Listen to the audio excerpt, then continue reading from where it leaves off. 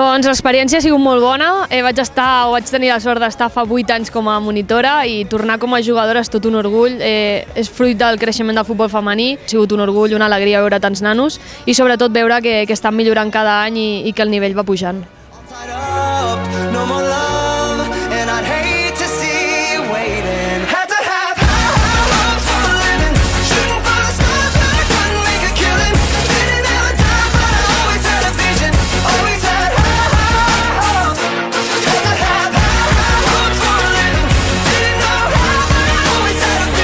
Bueno, la primera vez que participo de que soy jugador profesional de un campus así con tantos niños.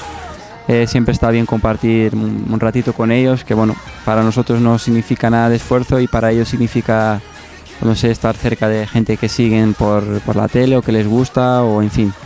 La verdad que me encantan los niños y para mí ha sido un placer haber estado aquí estos 2 días.